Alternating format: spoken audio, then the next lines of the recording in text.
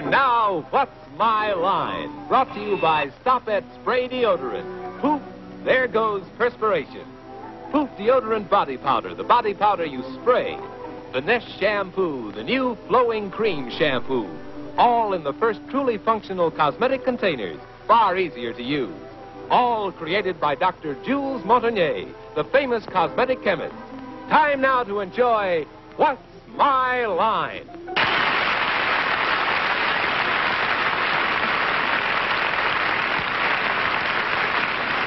And now let's meet our award-winning What's My Line panel. First, the popular columnist whose voice of Broadway appears in the New York Journal American and papers coast to coast, Miss Dorothy Kilgallen.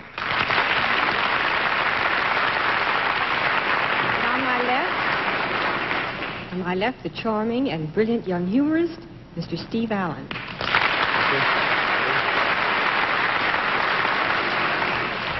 Thank you very much, leopard woman. That's pretty. And another very pretty girl on my left.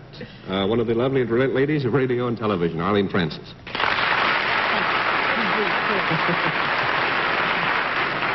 And on my left, our distinguished publisher friend, who is the American counterpart of our English publisher, Michael Joseph, Mr. Bennett Cerf.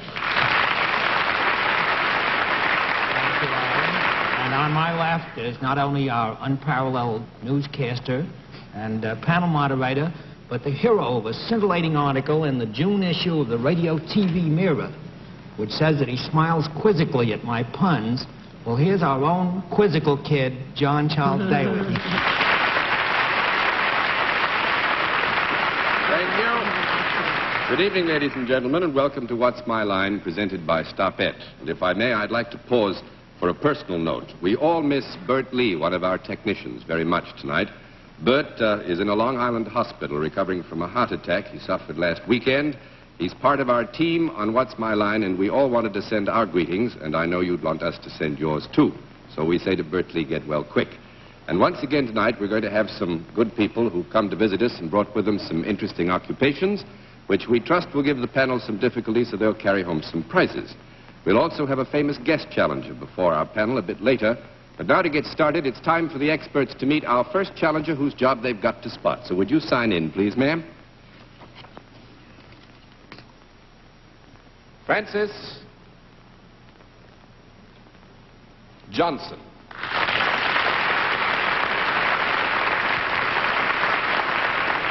Is it Miss or Mrs.? Mrs. Mrs. Johnson, and where are you from? Whitehall, Michigan. Whitehall, Michigan. Yes. Well, I have some friends over there on the panel who would like to know you a bit better, so would you be good enough to take a walk down in front of them for me? Let me look at your hands, Mister. Don't waste them on Dorothy. Very nice. Here they are. All right, Mr. Johnson, and now would you be good enough to come over here and join me? And on the basis of this brief little meeting you've had with the panel, I think you probably know at this point we give them one free guess as to what your line may be, and we always begin the free guesses with Miss Kilgallen. I think she demonstrates something in a department store. Mr. Allen. I think Miss Johnson makes Band-Aids. Miss Francis. I think Miss Johnson aids bands. Mr. Sir. Well, Miss Johnson comes from somewhere around where the cornflakes are made. I think she has something to do with breakfast foods. No, I'm afraid nobody has it. We'll let our viewers at home have a further look at Mrs. Johnson, and at the same time, we'll tell them what her line is.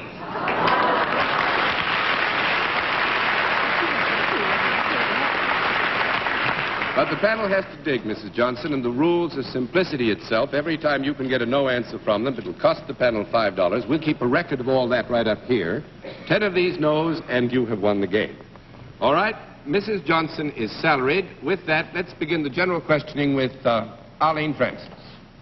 Mrs. Johnson, do you deal in services? Yes. Do you work for a profit-making organization? No. That's 1 down and 9 to go, Mr. That Sir. finishes me. Yes. In other words, you have, Mrs. Johnson, may I take it, some kind of a government job? Yes. Would it be a, not the national government? Would you do that again? Can I rule out, may I rule out the national government job? No. I cannot. Well, then I get a no. Yeah, that's right. 2 down and 8 to go, Miss Kilgallen. Then shall we put back in the national government? Yes. Do you you do your work in some place other than the town that you gave as your hometown? No. The work is done in Whitehall, Michigan, in other words. Yes. That makes it 3 down and 7 to go. Mr. Allen. Just suspicious, that's all. Do the people for whom you perform your services come to you? No. Well, now, wait a minute. We're going to have a small conference on that one. We're going to have a small, yes. Just We one. need one. Off they go into the wild blue yonder. That's all. Time's up. There they are, those two.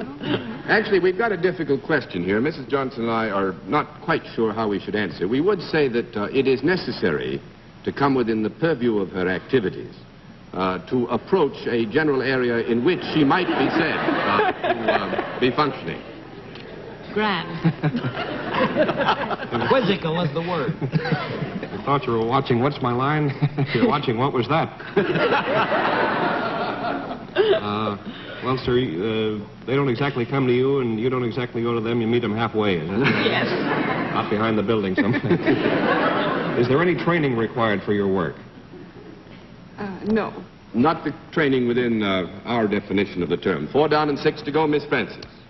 Well, now, does your job relate in any way to any arm of the armed service, the Army, the Navy, the Marine Corps? No. No, let's find out and find Come on.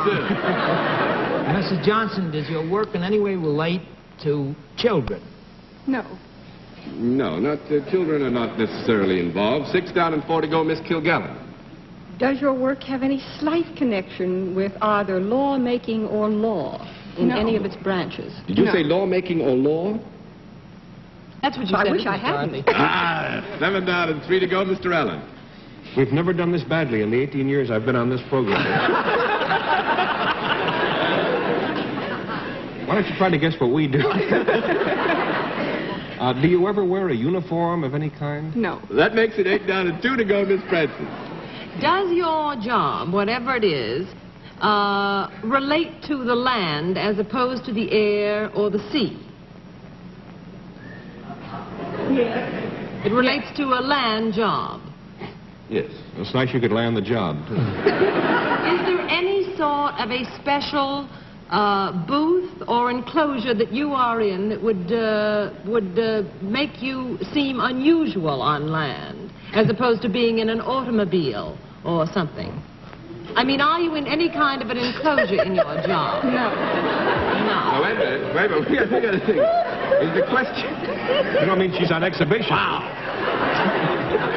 When you say, are you in any kind of an enclosure, do you mean that incarceration or placement in said enclosure is necessary to the proper functioning? No, but I mean, for example, if she were doing spying from a booth of some kind, as opposed to a job that would carry her in a vehicle of some kind, or under, or in a building of... Is your job other than in a large building? Well, here we go again. Actually, I think we would have to rule that the building could be described as reasonably large. So we'll flip you with a no, shall we? 9 down and 1 to go, Mr. Sir. Well, I left the most unpleasant question for last. Have you got anything to do with taxes in any way? No. 10 down and no more to go, and this is going to really shake your panel. Mrs. Johnson runs a lighthouse. She's a lighthouse keeper. Oh, well, really?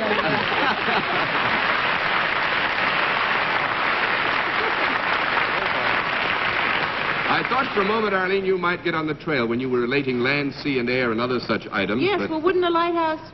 Oh, yes, that's on land. You can't... Yes, sure is. Well, you have won the full prize of $50 from Stop It, and we hope you had fun. It was certainly nice having you with us. All right, panel. Let's see what you can do with another challenger. Would you sign in, please, sir?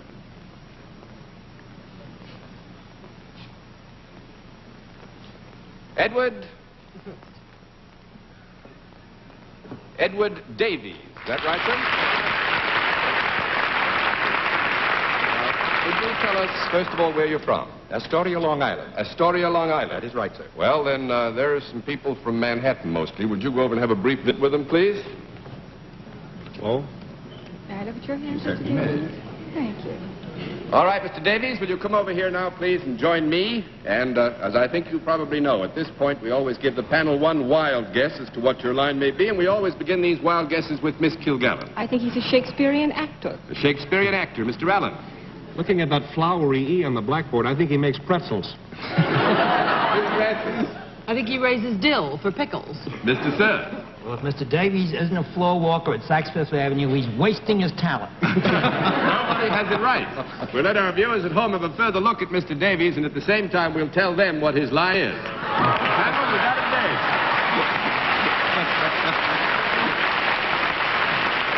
All right, Mr. Davies, I don't think I have to explain the rules. You know them, I think. $5 every no answer. We rack up here 10 no's, you got it, all in the bag. Right. All right, Mr. Davies is salaried with that. Let's begin the general questioning with Mr. Allen. Mr. Davies, is there a product connected with your work? Yes. Are there any times when I might possibly come into contact with a product of this sort? Yes.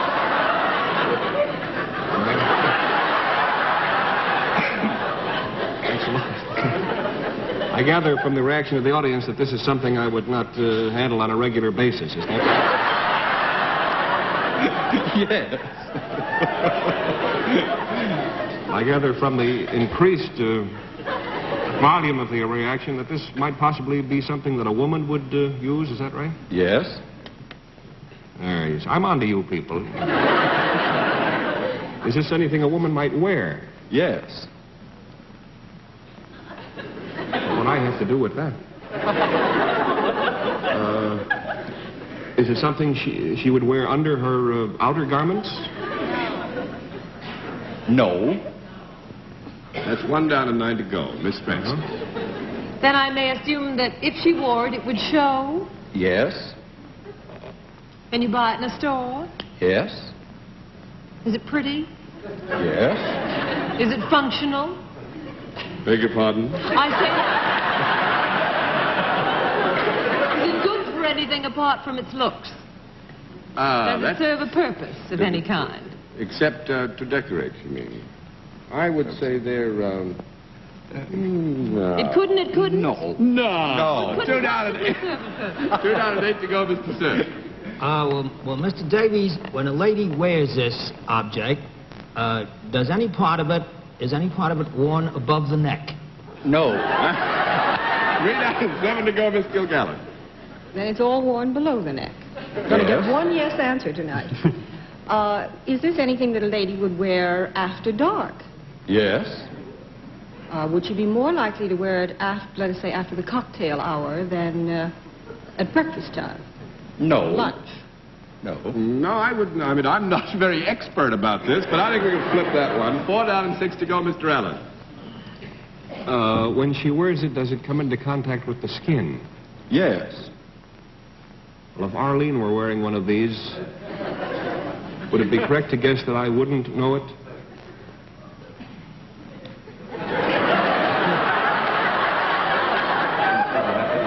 Yes. Actually, Mr. Davies, I'm going to need help. I don't think I can help you. I would say this. I think that we would have to give you a no on that because we must go on the assumption that if you chose to know it, you could know it, and therefore we'll give you the no. That's 5 down and 5 to go, Miss Francis.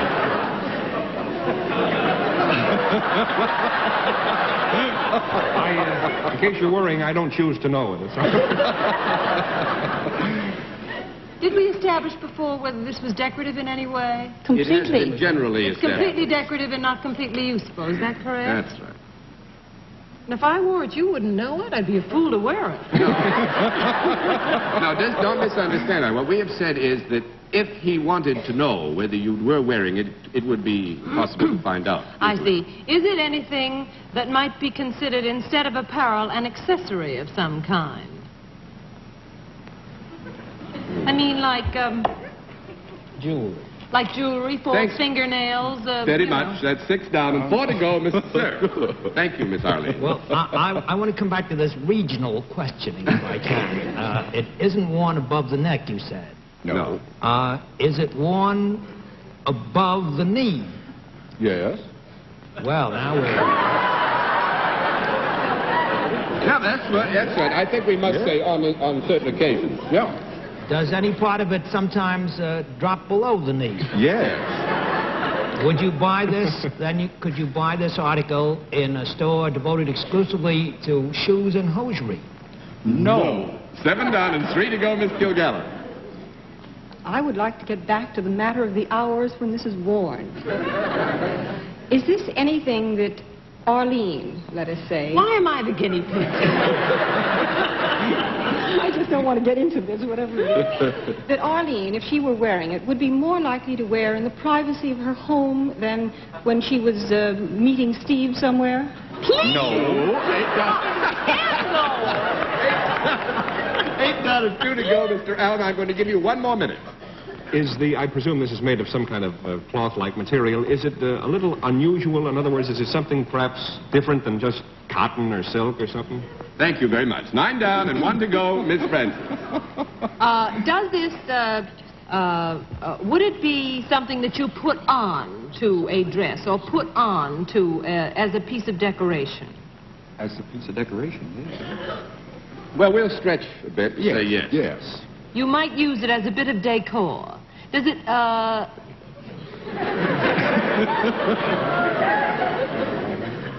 You take it. I'm numb. Does Mr. Davies think that I own such a thing as he sells or manufactures? Would I be the type to own this? Yeah.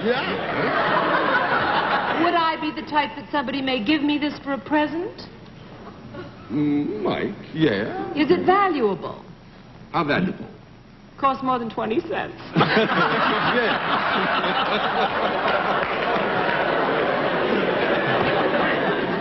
Now, wait a minute, I'll change it all. Is this worn at special occasions? No. 10 down and no more to go. Mr. Edward Davies makes leg makeup.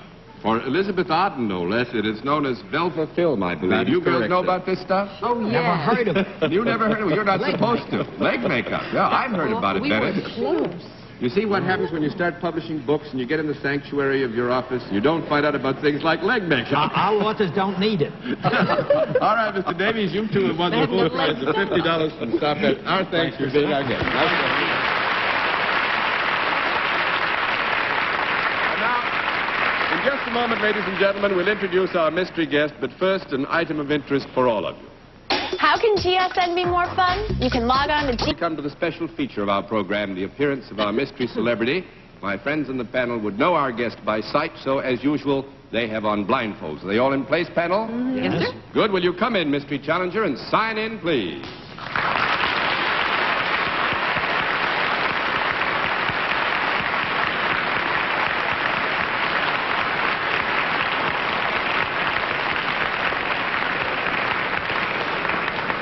Panel, as you know, in the case of our mystery challenger, we dispense with preliminaries, get right down to the general questioning, which we will begin with Bennett Cerf.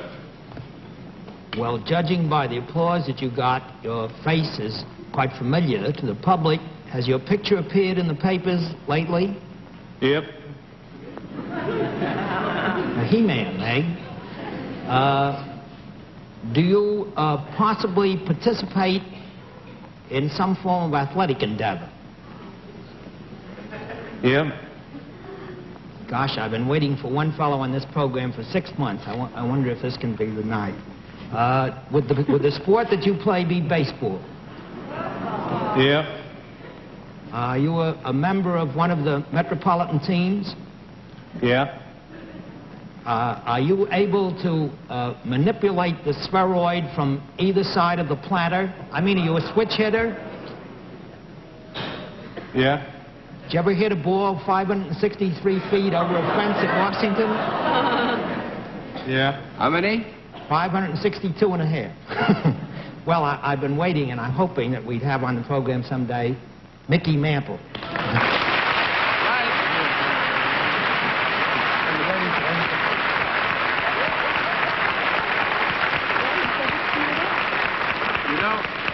Mickey, I had my idea you and I should have gotten together before this here program, and I should have taught you a falsetto. Do you think you could do a falsetto? Let's see it. Let's try a high yup. Yep. Yep. That's the one we should have used. That Oklahoma accent came through, Mickey. Well, I must say this, Mickey. The baseball season in good swing this year. As Bennett has already said, I can't think of anything that please any of us more than to have Mickey Mantle on. You've made some baseball history already, and the year has only just started. We wish you all kinds of luck and lots of long balls right over the fence. Thanks very much for coming to see us. Could you say good night, Mr. Bennett?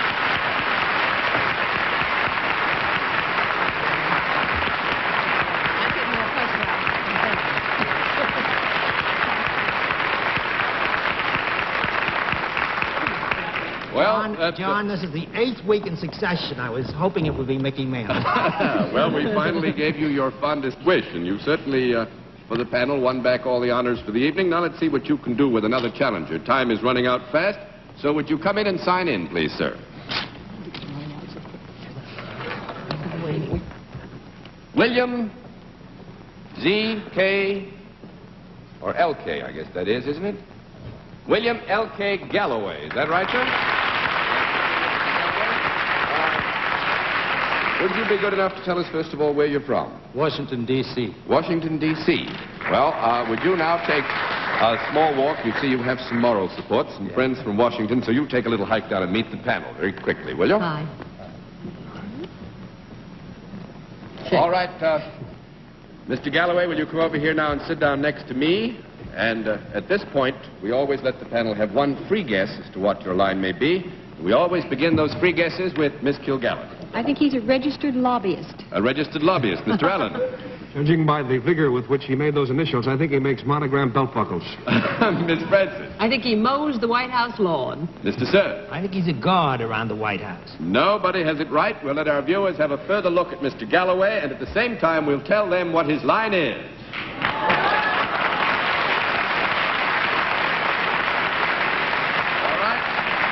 Mr. Galloway, you know the rules, so I won't go through them. We'll keep the score of everything right up here. The panel has to start digging now, so Mr. Galloway is salaried, and we'll begin the general questioning with Dorothy Kilgallen. Do you work for a profit-making organization? No. That's, one down. Wait a minute. Go through. All right, that's fine. That's 1 down and 9 to go, Mr. Allen. I don't think it's so fine. You have a nice, healthy-looking complexion, sir. Do you work out of doors? Yes. I quit. Do you ever wear a uniform of any kind? No. A hat or any old thing? 2 down and 8 to go, Miss Francis. Do you work in any way around or near the White House? No. 3 down and 7 to go, Mr. Sir. Do you ever work around a country club of any sort? No. 4 down and 6 to go, Miss Kilgallen. This non-profit-making organization that you work for, Mr. Galloway, is that something other than the federal government? No. There's the federal government. That makes it 5 down and 5 to go. Mr. Galloway works for the federal government. Mr. Allen? And he works for them outdoors, huh? Well, that's, yes, we can go outdoors. Must be a Democrat. They're the only people outdoors. Let me see. They're not in Washington anymore. Oh, my goodness. Are you licensed in any way or bonded or pounded? Or... No.